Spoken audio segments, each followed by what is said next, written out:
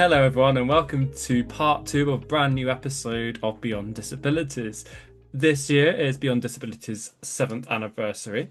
I'm speaking to one of my best friends and the co-producer of Beyond Disabilities, Emma, who is a streamer and currently studying at university as well. If you did miss the first part, you can check it out on YouTube, Spotify, but wherever you get your podcasts. And we left off speaking to Emma about her disabilities as well as her physical underactive thyroid condition as well. We're going to jump straight into the questions. So, Emma, welcome back to part two of your Thank you. episode. So, we'll jump straight in and can touch on relationships and disabilities. So, would you say that either yourself or I know you're in a relationship or your partner have to make adjustments to each other's behaviors or actions to help one another? And do you think your disabilities bring positives to your relationship? I think with like relationships, it's all about like understanding each other and being open about like how we're feeling, which can definitely be challenging at times, when you both have different needs or ways of processing things. There are like naturally adjustments on both sides that you've both got to make at times. Things like how we communicate, how we manage stress, or how we support each other when one of us is struggling. Um, but I think for me, and it might sound silly, but I know that I'm not the only person who does it, but for people who don't, it might sound silly, if that makes sense. I use tools like ChatGPT to help me put things into words more clearly. And I know I said this about like my university work Yeah, before, how like I struggle to get what I'm feeling, what I'm thinking down onto paper. And it's kind of like the same thing with like text messages or even like conversation. Um, and like I have to do that sometimes, like even when I'm talking to my partner, especially if I'm like overwhelmed or struggling to explain how I feel. yeah, It's less about like replacing communication, and more about like helping bridge like help bridge that gap, yeah. so that my partner can understand what I'm trying to say and vice versa as well. But like at the end of the day, it's all about like patience, honestly, and honesty and being willing to adapt rather than expecting everything to look the same with both people. And I think that's something that like some couples struggle with. But I feel like personally in my relationship with we have had like the odd miscommunication at times, but I feel like we find ways to try and understand each other. Yeah. And yeah, like I said, it's all about just having that patience, and making the effort to understand each other.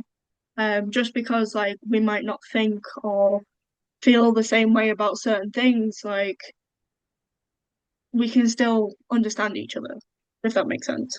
I think personally in relationships, that communication and making adjustments is an important part of any relationship, but especially um where there's one or more persons or people in the relationship who has a disability or condition. Like I think it could pose challenges, but then I think as well, potentially, I think if you have a disability, then it or a partner with a disability, I think it would make you that much more, or hope it would make you that much more accommodating and to help strengthen the relationship and to overcome any challenges that might crop up as well.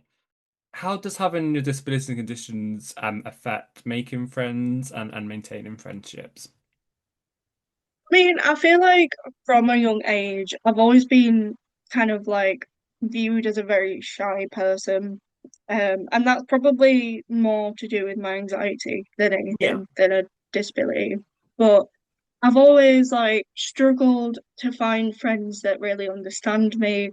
So like I've always struggled to make friends and then keep friends because we have such different like views and Yeah. ways of thinking and stuff like that. And I feel like it's only been like I was gonna say later on in life, that makes me sound old. Like 33. Um I feel like it's been like college and university where I found friends for life, if that makes sense.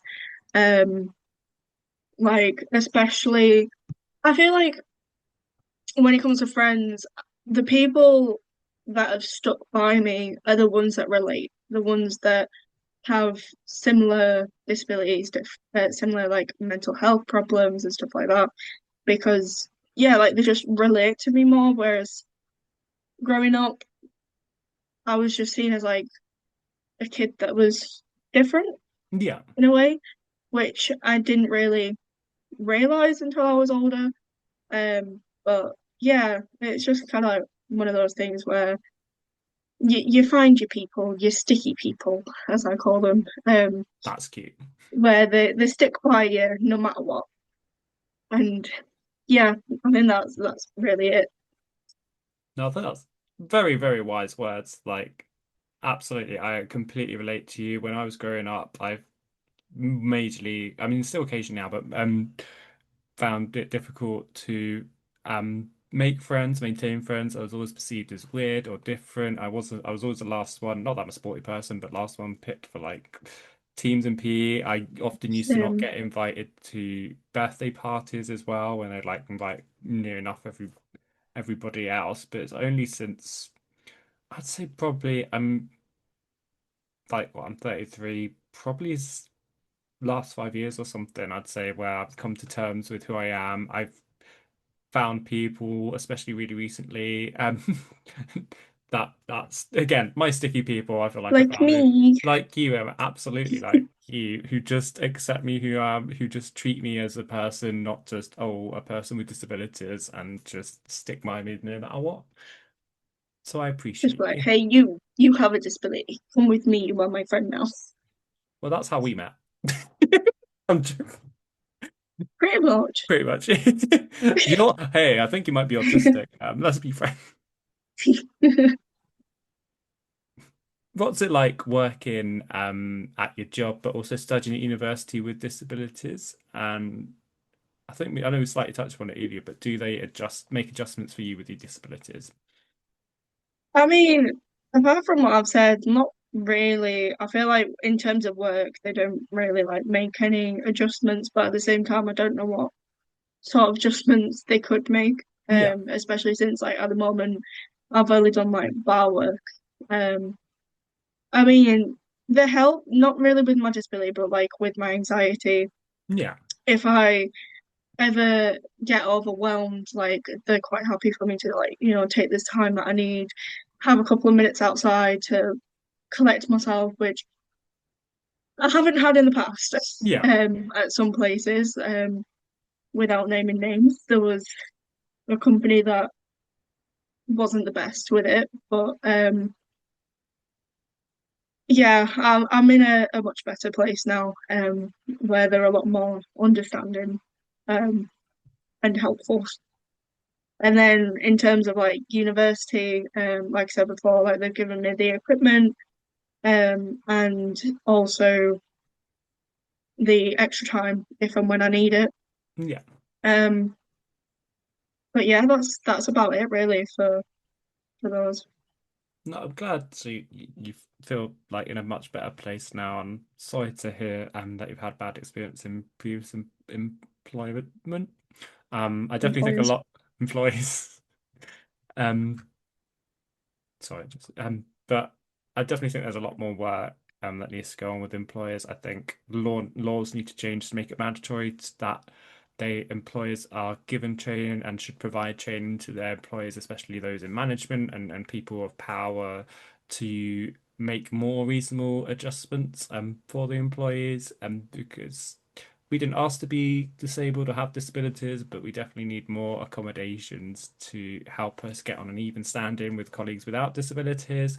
I know access to work is a fantastic thing that again isn't shouted about. I didn't realize until my most recent employment that that existed and that I was eligible for it.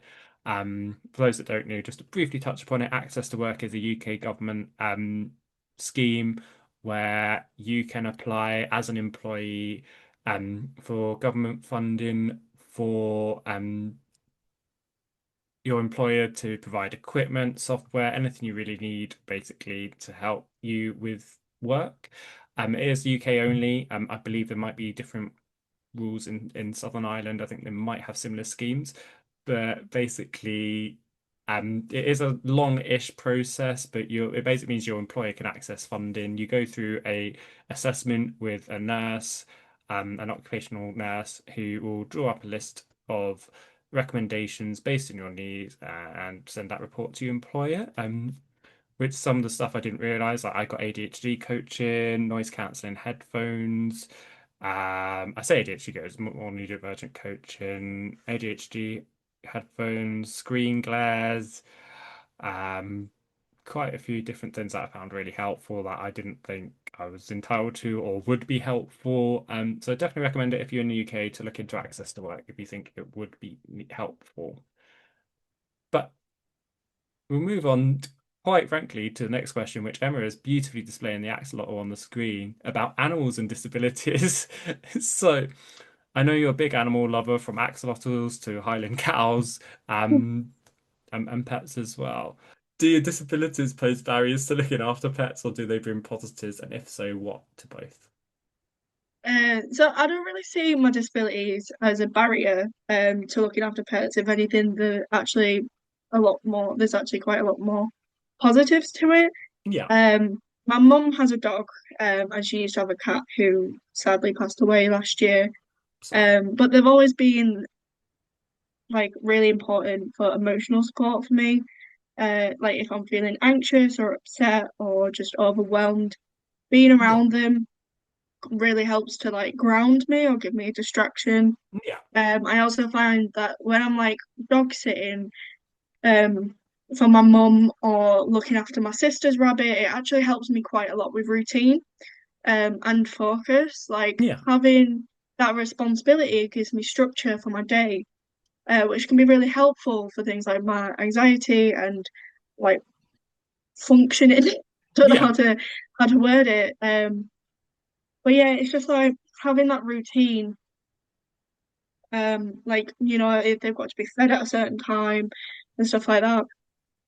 And then obviously for dogs, not so much rabbits, but for dogs going for a walk. you can walk a Um, rabbit. Some people I do. mean, you could walk a rabbit, but I don't think my sister's rabbits would. That would be hectic. Be funny. It would be funny though. But yeah, so like overall, I'd say it's more of a positive experience for me.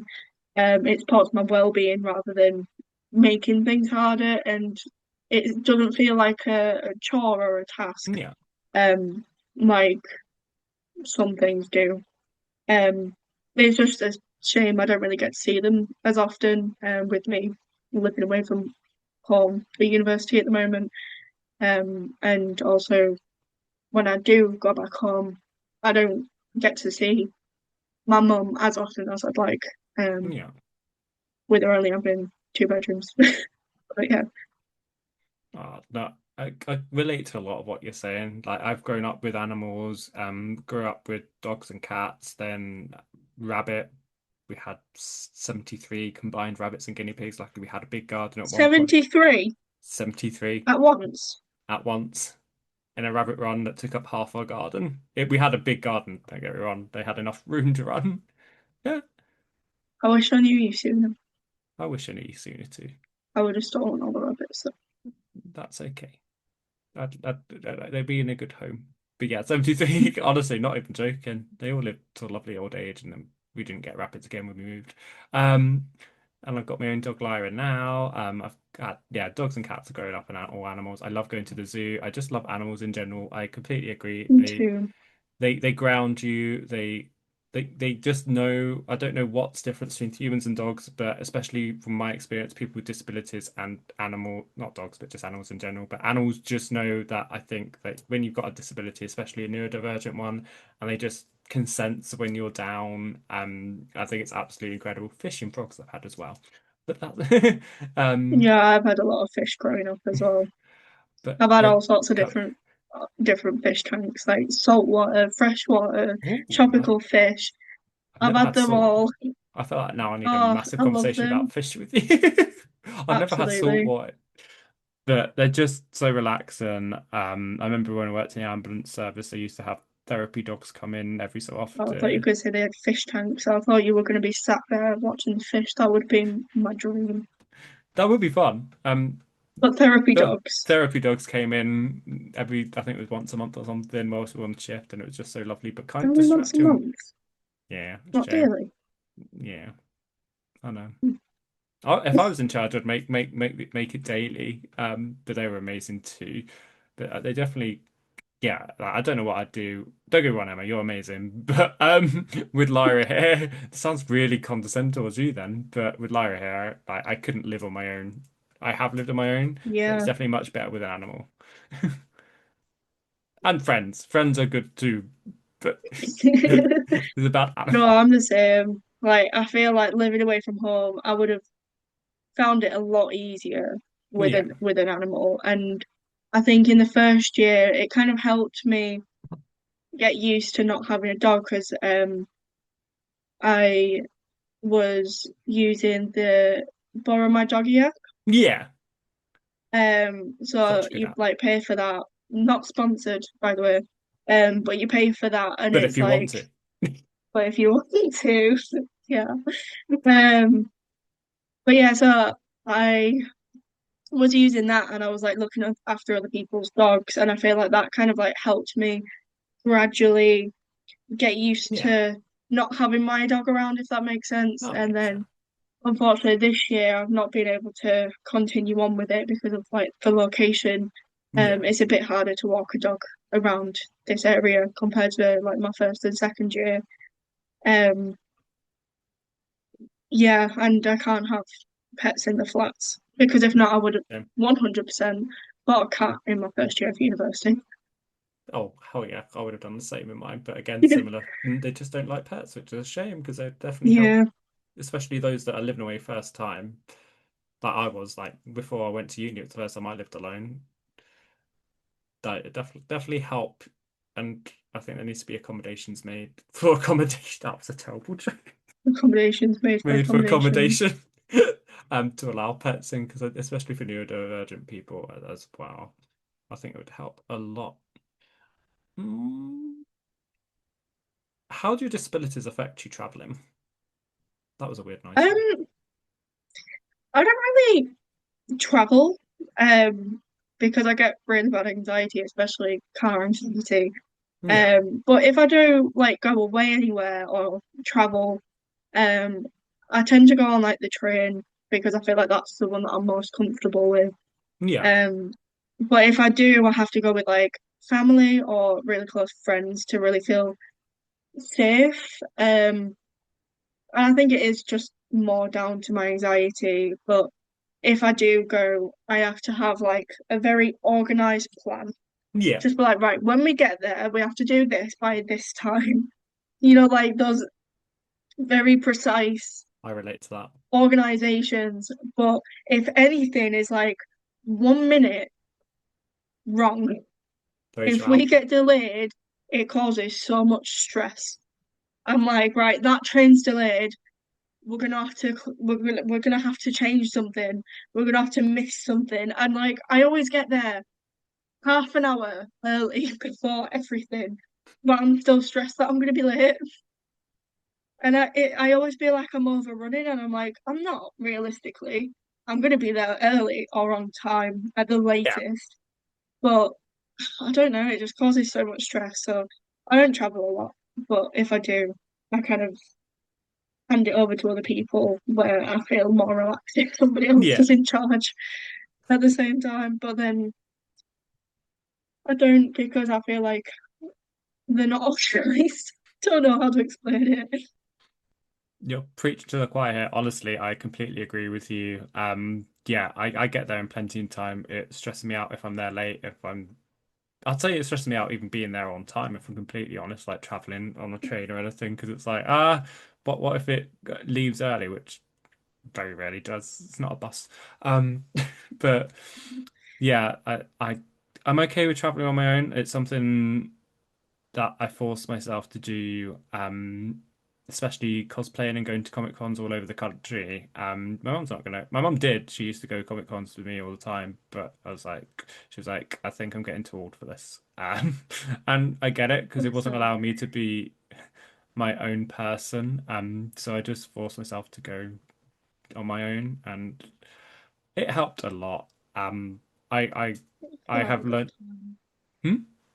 I said you still have a good time though. Exactly, I do. And I'm not saying it will work for everyone, forcing yourself and doing like, isn't it exposure therapy or whatever it is? I think exposure therapy, isn't it? Yeah. It's just kind of taking those baby steps and Absolutely. getting yourself out there, putting yourself out of your comfort zone one step at a time to be able to do things on your own at times. No, yeah, completely agree with that. Like with driving, I hated night driving. Only used to drive to the gym before I did my ambulance job, and then my ambulance job was like about an hour, about 40 minutes drive away from me. The only way I was going to get there driving, and it involved night shifts, and I hated driving in the dark. But it was the best thing that ever happened to me. And I used to only drive on A roads as well. Now, I absolutely love driving everywhere. I love using motorways.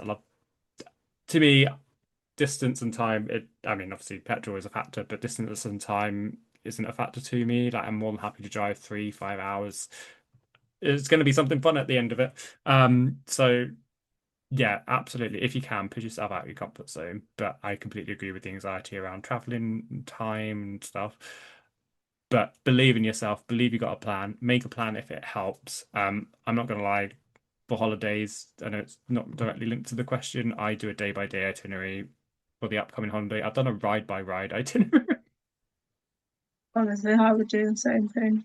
but it makes me But feel then at happy. the same time, I know that I'm so impulsive that I'll have a list and then I'll be like, actually, no, I want to go on this or no, I want to do this instead. But then Oh, I'll get stressed 100%. out at the end of the day because I'm like, I didn't do this. Absolutely is exactly what I was at Disney. I was like, ah. But what was I going to say? I've lost my train of thought.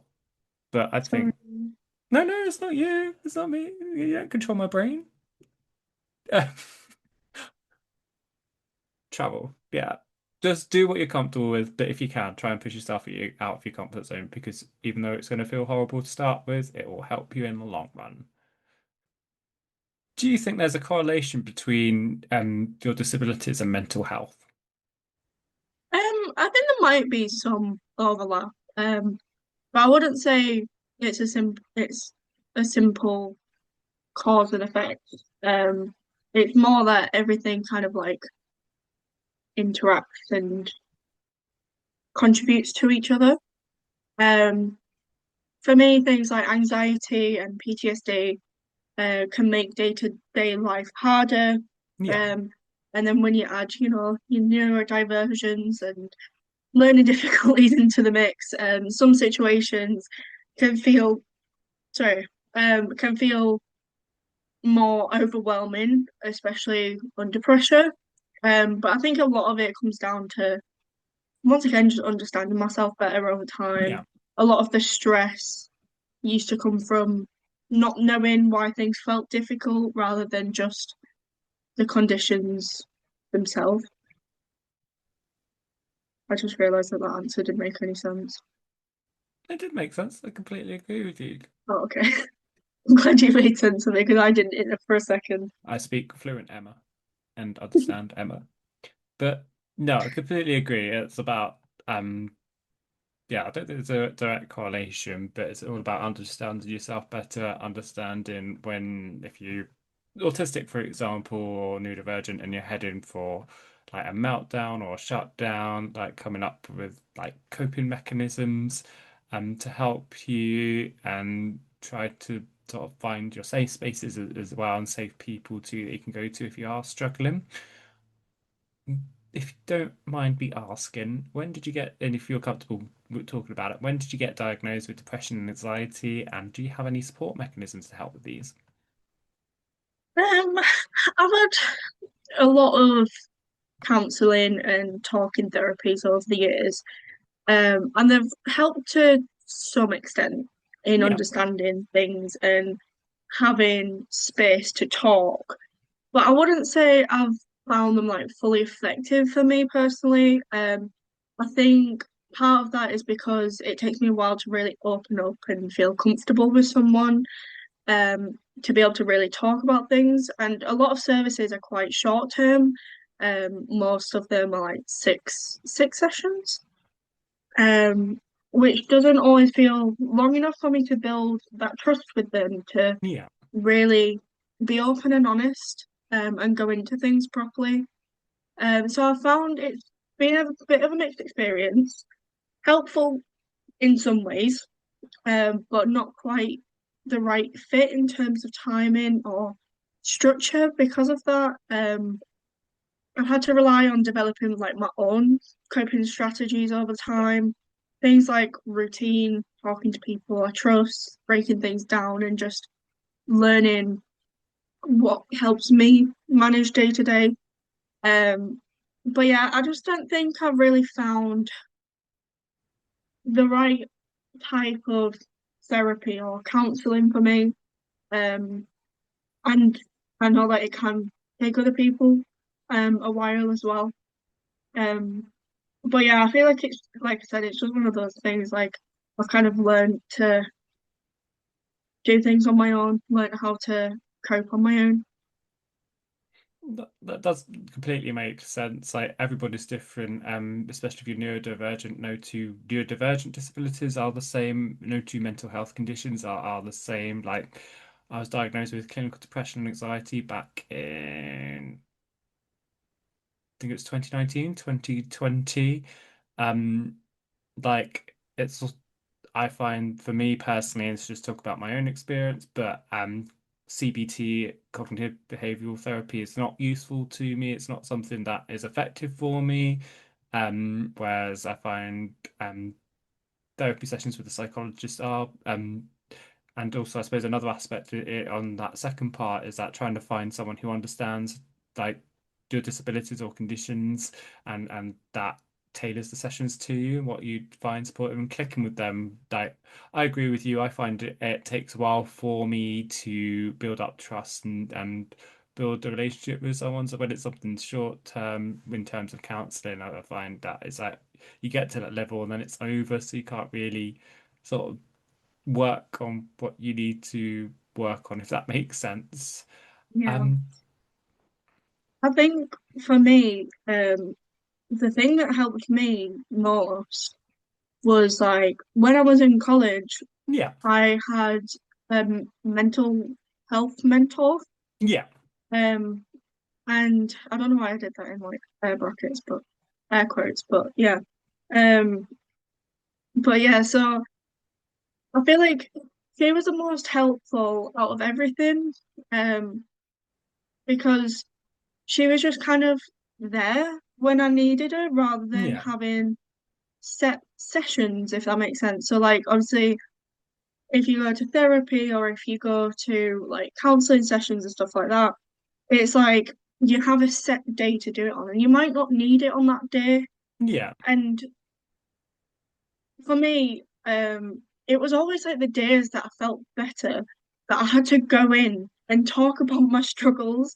And I'm like, I feel good today. I don't really want to bring my mood down. And this is why I enjoyed I won't like dox her, but like her name was Kelly, yeah, who was my mental health mentor. And she was just like, if I was struggling at college, I had my days where I was good, some days where I was worse. If I was having a bad day, I knew where to find her. If not, sorry, I just hit my laptop. If not, quick message, and she'll be like, right, let's go for a coffee. yeah. And that's what I preferred. Um, but I don't know, I guess that's like more of an unprofessional thing, and I think that's why it helped me more because I feel really anxious in a professional setting. Whereas like I said with Kelly, like we'd just go for a coffee, go for a hot chocolate or a cup of coffee, sit and have a chat. Like that's what yeah, that's what I prefer, but there's no professional help with that. Or not that I know of anyway. No, it sounds like a brilliant. sort of scheme that they implemented, and I think I'd probably find that helpful. Like you say, with counseling and therapy, it is like at a set day and time of week, but you might be okay. It's when you're not okay, that's when you need the help. And yes, you can call 111 and there's crisis services, but you might not need that level of intervention or help. I think it would be great if there is services where you can just like register with them. Like I think there are paid services, but I'm not talking about them because I think it should be available on the NHS. Like BetterHelp, I think that is sort of like it to a point, but it would be good if like local authorities and local health foundations in the UK and across the world, but would implement something like that, like drop in mental health services where you get assigned someone who if you need it, you can use them when you need it, rather Mm. than just like a regular scheduled thing where you might not need it and might not feel the full benefits of it because you feel okay on that day. Yeah, I mean, like I have seen um in a couple of places actually recently, mental health cafes have been popping up. I Yeah, don't know if you've seen those. Like there's one local to me.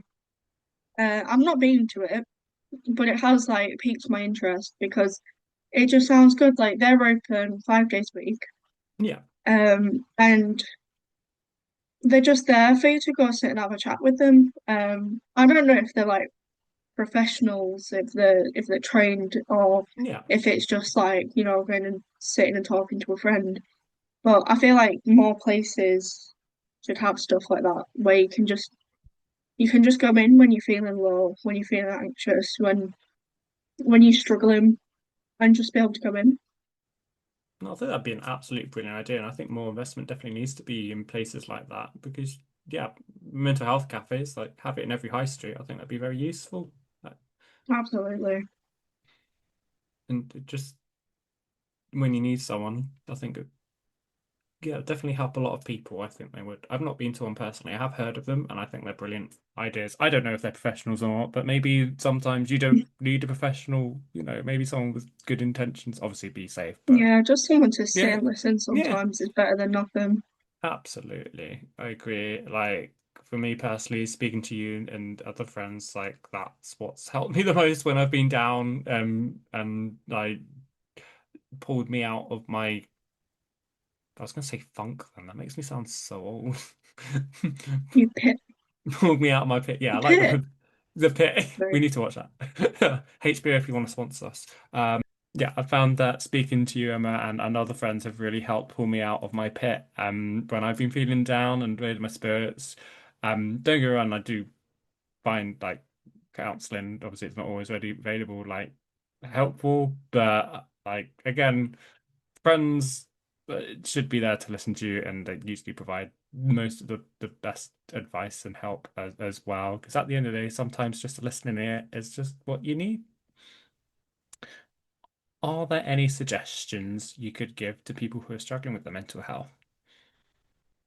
I think one of the biggest things, and I've kind of like just talked about this, is like understanding that mental health isn't like a one size fits all, and not all counselors, not all therapy sessions, and the way that they are run are going to be useful for you. I think it's my biggest piece of like advice would be to figure out what you want and tell them and like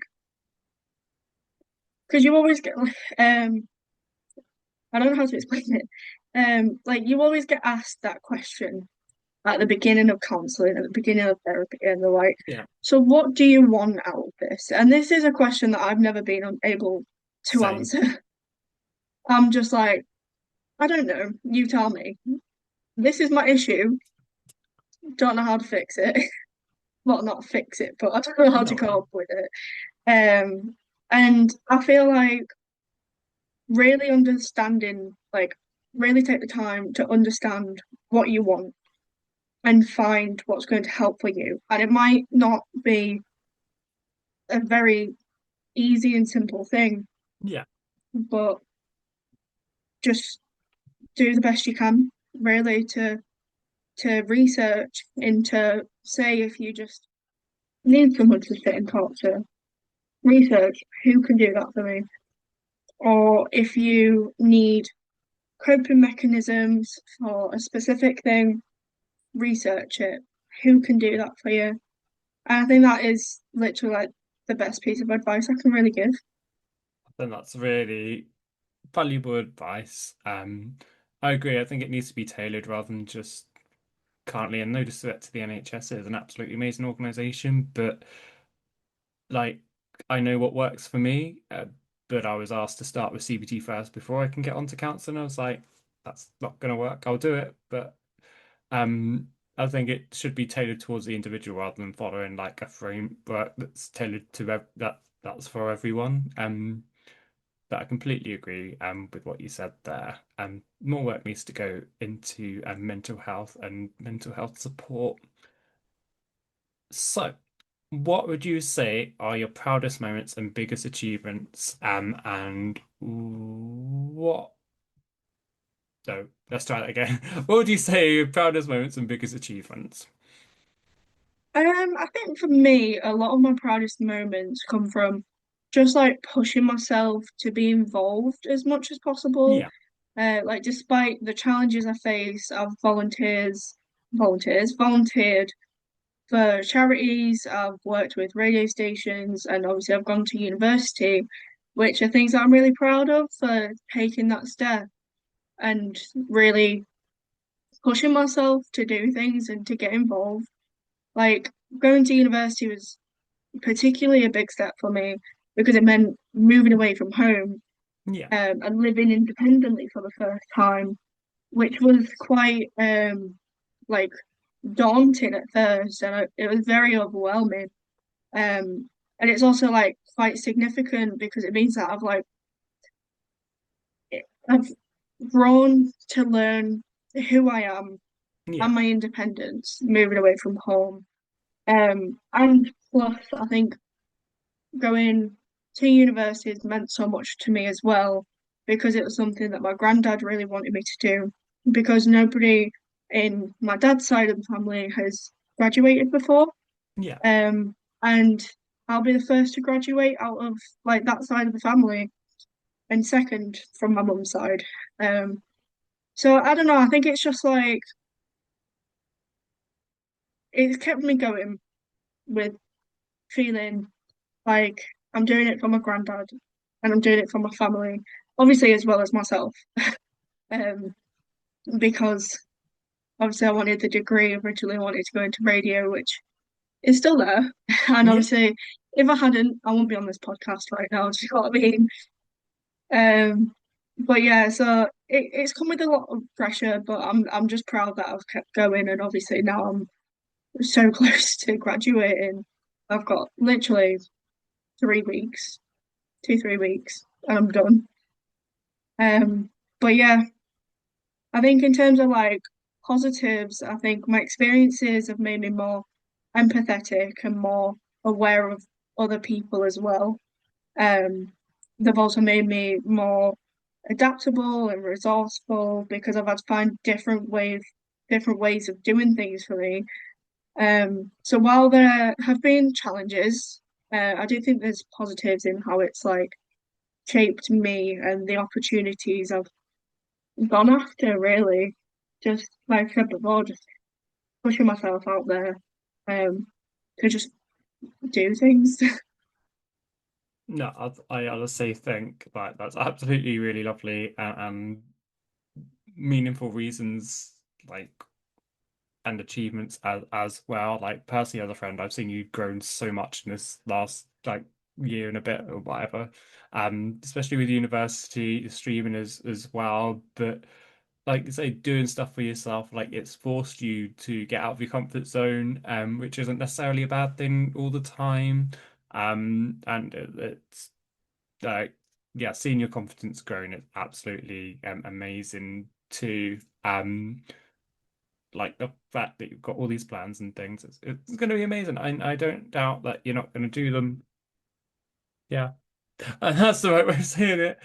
But no, honestly, you should be really proud of yourself, and I am really proud of you too, and I'm sure your family are too. And when you graduate, It is a when, not an if. I'm sure it's gonna. I remember graduating. It's just an amazing feeling when you're still on that stage and getting that degree. It's just it's a magical feeling, and it's definitely, yeah, for me personally, that's one of my biggest achievements to date so far as well. And you should be proud of yourself. I'm going to switch the No. question. You're not.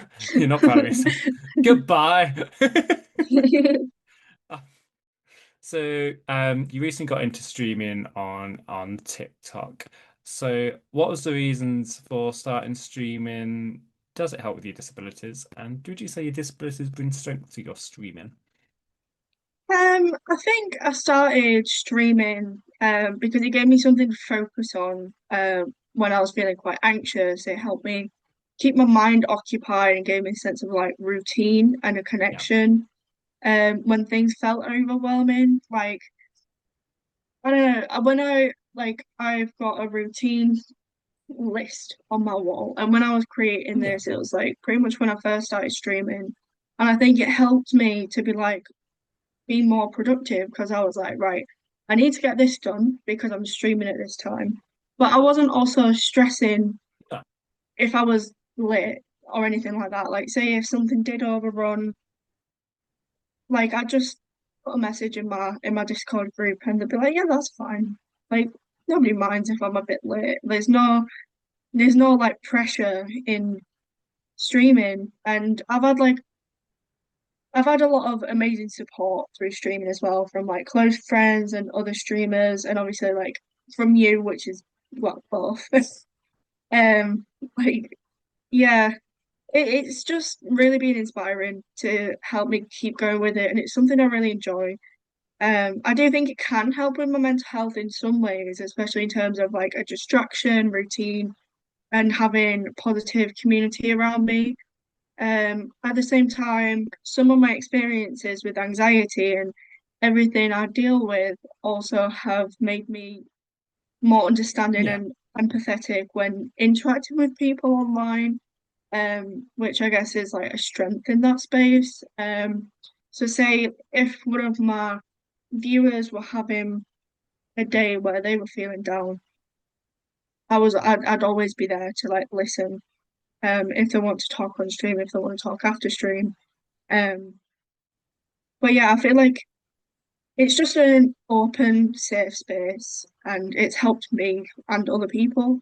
And I feel like that's quite rewarding in itself, and has also kept me going. Um, but yeah, at the moment, like unfortunately, with university coming to an end, I've had to take a step back from streaming, just because things are so busy. But I'm like really excited to get back into it in like a couple of weeks when things are starting to settle down because I never knew I'd miss it so much. Like I've not streamed for like 2 weeks and I'm just like I want to get back out. I want to start playing games with my friends again. Do you know what I mean? Like obviously I can still technically like play games and stuff with my friends like on the phone, but I've just been too overwhelmed, too busy, too stressed to really sit in front of a camera. Um, yeah, I've just realised I'm sat in front of the camera now, but you know what I mean. Like to be live and have everybody seeing me, yeah. without the power of editing. But yeah, so it's just like, yeah, I'm excited to go back to streaming though after. No, your reasons are brilliant. Again, pretty much echo why I got into streaming. It's something I've always wanted to do. I love playing games. Quite a few years I just concentrated on cosplay, and I made some lovely friends who cosplay, don't get me wrong, and then it gave me a lot of confidence. But I've always been a gamer since I was a kid, way back when with the, sounds like I'm ancient. On the PlayStation 1. Um, and I just wanted to stream. I used to be like that. Always used to like go on YouTube or go on Twitch and go into people's streams. I thought, why can't I do that? And then it motivates me to game, which is something I love doing. Um, Again, it's brought me amazing friends like you through streaming. Gives me a lot of confidence too. It is a good distraction as well for a couple hours, but it's also sort of helped me form a community, like your community as well. I love the community aspect of it rather than just viewers. Like they're a community, they're part of the community doing regular community things like films and games. It's just really lovely, you know. It's just been it's hard to explain if you're not a streamer, but it definitely helps confidence and it helps the sense of well-being too. Um, so unfortunately, we're on the final question now, or final couple of questions. I asked this to every guest on the podcast. It's one of the first questions that stayed since I did it 7 years ago, and started it. But what are your wishes for the future? What would you like to achieve? And do you think anything needs to change, in the wider society to help support you and other people with disabilities? I think, to be honest, I'm still not completely sure what I want my future to look like. And I've kind of come to terms that with it that that's okay, which has It's taken me okay. a long time to like process because I've obviously like when I went to university, I started studying TV and radio because I wanted to be a radio presenter, and I did for Yeah, years. I was like, oh, if I'm thinking this for so long, like that must be exactly what I want to do.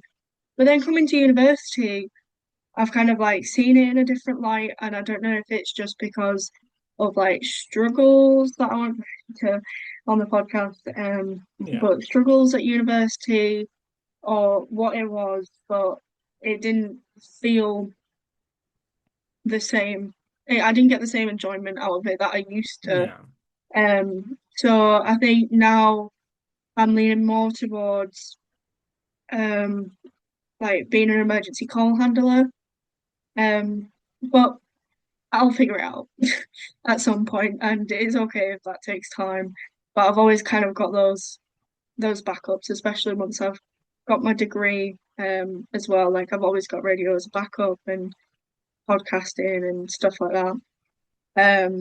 But the thing that like I don't know, all I care about for my future, the main thing is just like having a family around me who understand and support me, having a job that I genuinely enjoy, that makes me feel like I'm making a difference.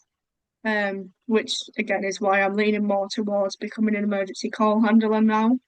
Um, because it feels meaningful, um, like meaningful work where I can help people in like those important moments. But on a personal level, I also think a big goal for me is to better understand myself, my thoughts, my emotions, so I don't feel like I have to apologize for how I feel all the time. Um, just having more self-understanding and confidence in that would make the biggest difference. But yeah, what was the other thing? Oh, in terms of support for people with disabilities, I think that could always improve, uh, could always be improved. It's just getting the access to the right kind of help at the right time. Not everything works for everyone, uh, so having more flexibility and longer term support where needed would really help people properly understand rather than rush through systems, shall we say. that is brilliant ambitions and achievements. And like you said, just because you go to university and study one thing does not mean that you can't just, after university, if you just decide it's not what you want to do, that you can't pursue another career. I've had many different jobs. Yes, I managed to do my dream job related to my degree, and I absolutely loved it. But due to circumstances outside of my control, I couldn't continue it, unfortunately. And I realize I'm very fortunate at that. But since then, I've done what you want to do and be an emergency call handler, and I absolutely love that job. Maybe I'll go back to it in the future.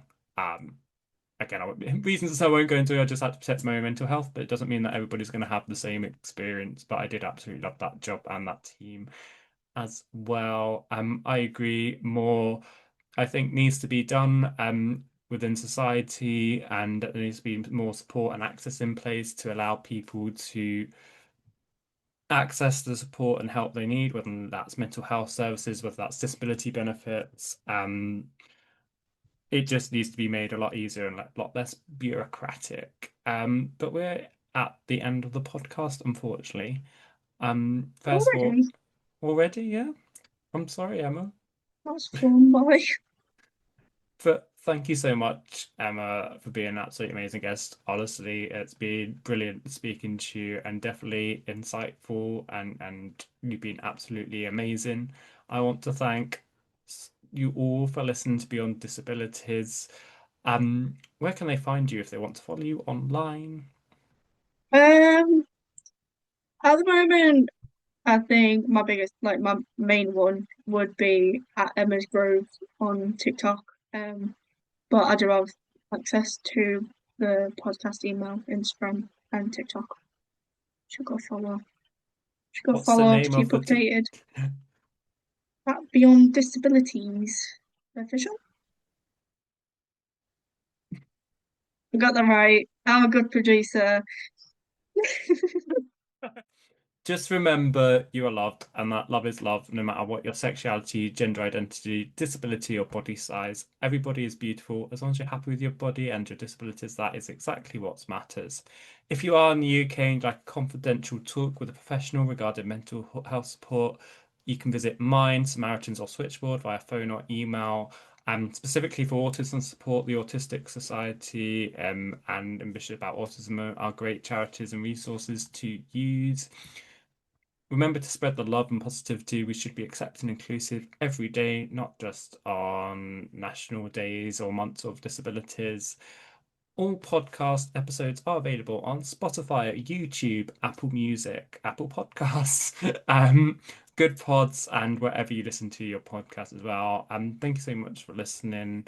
And if you want to keep up to date with all things beyond disabilities, you can find us on TikTok, where we can now go live. Beyond Disabilities Official. You can find us on Instagram as well, Beyond Disabilities Official as well. We might expand it to blue sky in the future. But I hope you have a wonderful day. Thank you so much for listening, and we'll see you again in the next episode. Goodbye, everyone. Bye.